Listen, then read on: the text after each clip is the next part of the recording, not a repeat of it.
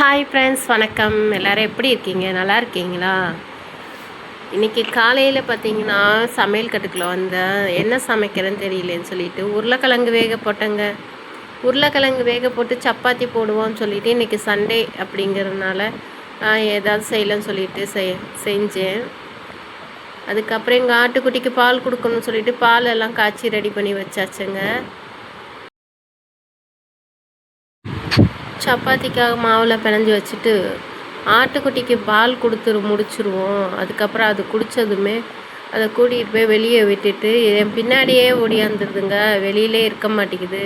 நான் கொஞ்சம் தூரம் காணாமல் போயிட்டேன்னா அதுக்கப்புறம் கத்திக்கிட்டே கிடக்குதுங்க. நான் எப்படி இதை விட்டுட்டு எங்கேயும் போக முடியுது? என்னால் போகவே முடியல. நான் என்ன செய்கிறேன்னு தெரியலங்க. அப்புறம் சப்பாத்திக்கு உருட்டி சப்பாத்தியை போட்டுடலாம் சொல்லிட்டு ரெடி பண்ணிக்கிட்டு இருந்தேன். அதோடு எங்கள் ஆட்டுக்குட்டிங்கெல்லாம் பண்ணின வேலையை பார்த்தீங்கன்னா நான் என்ன செய்கிறதுனே தெரியலங்க. எந்த வேலை செய்கிறதுனே எனக்கு தெரியலங்க. சரின்னு பார்த்துட்டு வந்துட்டேங்க. வெங்காயத்துக்குள்ளெல்லாம் மூத்திரத்தை பெஞ்சு வச்சிருச்சுங்க. அப்புறம் அதெல்லாம் எடுத்து க்ளீன் பண்ணணுங்க. சப்பாத்தியும் முதல்ல போட்டு எடுத்துடலாம் அப்படின்னு சொல்லிட்டு சப்பாத்தி போட்டுக்கிட்டு இருந்தாங்க. பாருங்க, அதுங்க பண்ண வேலையை மூத்திரத்தை பூரா பேஞ்சு வச்சிருச்சுங்க. மூத்திரத்தெல்லாம் பேஞ்சு வெங்காயத்தெல்லாம் கீழே கொட்டி மூத்திரத்தெல்லாம் பேஞ்சு வச்சுட்டாங்கங்க. பாருங்கங்க, இவங்க வச்சுட்டு எங்கே போய் நிற்கிறேன் பாருங்கங்க. இப்படி தாங்க பண்ணுதுங்க. கதவு திறக்க விட மாட்டேங்குதுங்க. பாருங்கள், உருளைக்கிழங்கு அவிச்சு வச்சுருக்கேன். சப்பாத்திக்கு மாவுலாம் உருட்டி வச்சாச்சுங்க. உங்களை பாருங்க, கொல்லை கதவை திறக்க விட மாட்டேங்கிறாங்க.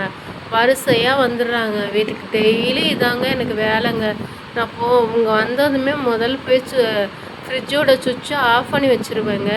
ஏன்னா ஃப்ரிட்ஜுக்கு பின்னாடி போயிருதுங்க. ஷாக் அடிச்சிச்சின்னா அப்புறம் என்னங்க ஆகும் அப்படிங்கிறதுக்காக ஃப்ரிட்ஜுக்கு பின்னாடி போயிட்டு ஆஃப் பண்ணி வச்சுருவேன். ஃப்ரிட்ஜை ஆஃப் பண்ணி வச்சுருவேங்க.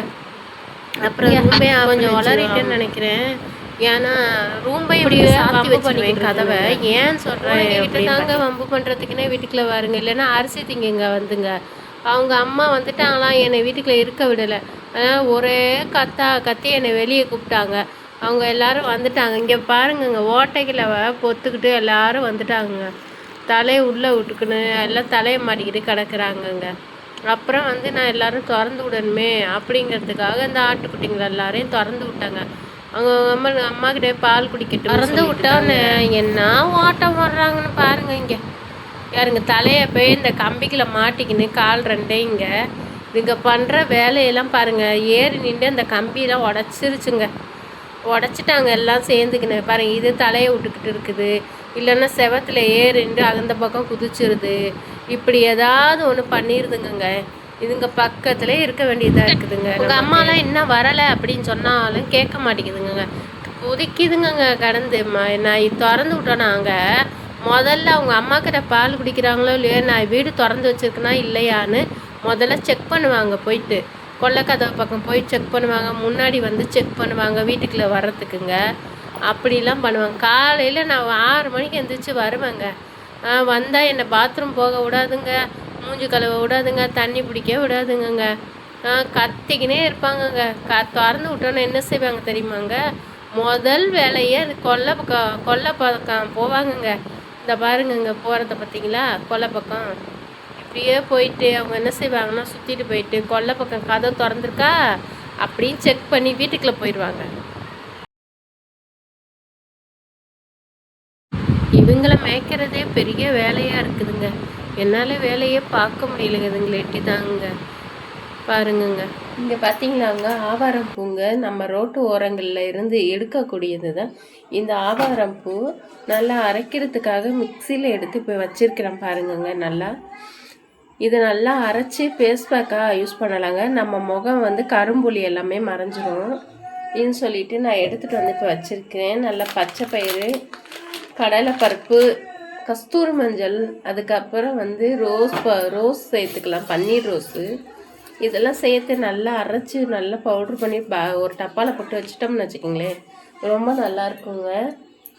இப்போ நம்ம அரைக்க போகிற இதை நம்ம அரைச்சிட்டு அதுக்கப்புறமாட்டிக்கு யூஸ் பண்ணிக்கலாம்.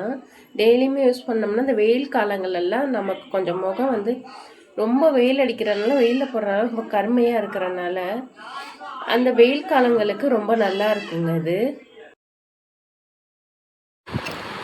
ஆமாங்க. மிக்ஸியில போட்டாச்சுங்க. இந்த மிக்ஸியில போட்டுட்டு, அது கூட பச்சை பயிரும், கடலை பருப்பும் போட்டு நல்லா மிக்ஸியில நல்லா பவுட்ரு பண்ணிக்கங்க.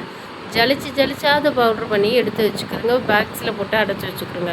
டெய்லியும் குளிக்கிறதுக்கு முன்னாடி கொஞ்சோண்டு எடுத்து முகத்தில் அப்ளை பண்ணிவிட்டு கொஞ்ச நேரம் ஊற விட்டுட்டு அதுக்கப்புறம் நல்லா குளித்தோம்னா நல்லா இருக்குங்க. நம்ம முகங்க நல்லா பளிச்சுன்னு நல்லா இருக்குங்க பார்க்குறதுக்கு.